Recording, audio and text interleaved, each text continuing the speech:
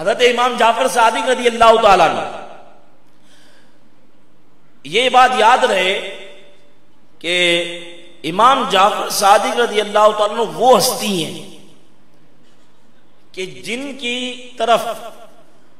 ہمارے تصوف کے چاروں سلسلے چلے جاتے ہیں۔ آپ وہ ہستی ہیں کہ ہمارے تصوف کے جو چار سلسلے ہیں، یعنی سلسلہ عالیہ قادریہ ہے، پھر سلسلہ چشتیہ ہے، نقشبندیہ، سہروردیہ ہے، یہ چاروں سلسلے امام جعفر صادق کی طرف جاتے ہیں۔ بہرحال کوئی چشتی یہاں بیٹھا ہو تو وہ اعتراض کرے گا تو میں اس کو بتا دوں کہ یاد رکھیے گا سلسلہ چشتیہ کے دو طرق ہیں، سلسلہ چشتیہ کے دو طریقے ہیں، سلسلہ قادریہ کے بھی دو طریقے ہیں جو مولا کائنات مشکل کشا تک پہنچتے ہیں۔ تو حضرت امام جعفر صادق کے دو طریقے ہیں، ایک طریقہ امام جعفر صادق کے نانا سے چلتا ہے جن کا نام قاسم ہے، وہ حضرت محمد بن ابو بکر صدیق رضی اللہ تعالیٰ عنہ کے بیٹے ہیں۔ تو حضرت ابو بکر صدیق کے بیٹے حضرت ابو بکر، ان کے بیٹے ہیں حضرت ابو بکر صدیق کے بیٹے حضرت محمد، ان کے بیٹے ہیں حضرت قاسم،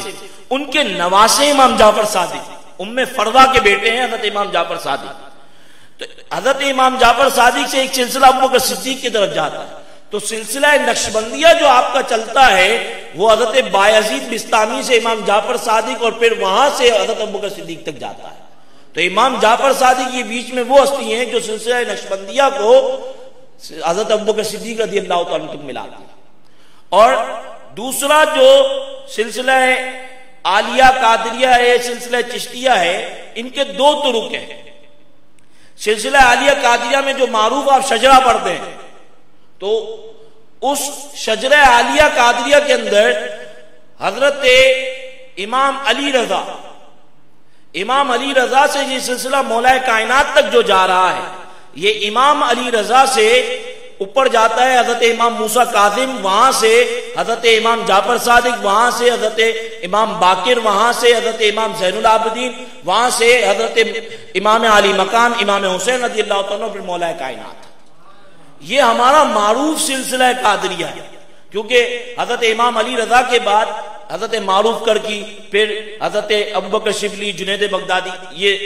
سلسلہ امام حضرت غوث اعظم رضی اللہ عنہ جاتا ہے۔ یہ سلسلہ عالیہ قادریہ کا معروف طریقہ ہے۔ یہی معروف طریقہ حضرت سلسلہ سہروردیہ کا ہے۔ اب تین طریقے میں نے آپ کو بتا دیے کہ یہ تین طریقے حضرت امام جعفر صادق تک جا رہے ہیں۔ سلسلہ عالیہ قادریہ کا معروف طریقہ، سلسلہ سہروردیہ کا معروف طریقہ، اور سلسلہ نقشبندیہ کا طریقہ جو امام جعفر صادق سے مولا کائنات تک نہیں، امام جعفر صادق سے ان کے نانا کے ذریعے حضرت ابو بکر صدیق تک جاتا ہے۔ اس لیے سلسلہ نقشبندیہ کا جو اختتام ہے حضرت صدیق اکبر پر ہوتا ہے، اور باقی تین سلسلے جو سلسلہ چشتیہ ہے، سلسلہ سہروردیہ اور سلسلہ قادریہ ہے، ان تینوں کا اختتام مولا کائنات پہ ہوتا ہے، اور وہاں سے سارے سلسلے جا کے جناب سید عالم صلی اللہ علیہ وسلم پر رک جاتے ہیں۔ تو سلسلہ چشتیہ جو ہے ان کا جو معروف طریقہ ہے اس میں امام جعفر صادق نہیں ہے۔ سلسلہ چشتیہ کا جو معروف طریقہ ہے وہ حضرت مولا کائنات سے امام حسن بصری سے چلتا ہے آگے، جن کے اندر یہ شہزادگان نہیں ہے، یعنی مولا کائنات کے بعد امام حسین رضی اللہ عنہ کے بعد امام زین العابدین، یہ نہیں ہے، بلکہ جو ہے وہ امام حسن بصری اور وہاں سے پھر حضرت جو ہے وہ دیگر بزرگوں کی طرف ہوتے ہوئے ابو اسحاق چشتی تک جاتا ہے۔ ابو اسحاق چشتی سے لے کے یہ سلسلہ چشت کے پہلے پیشوا بطور چشتی ہونے کے ابو اسحاق چشتی ہیں،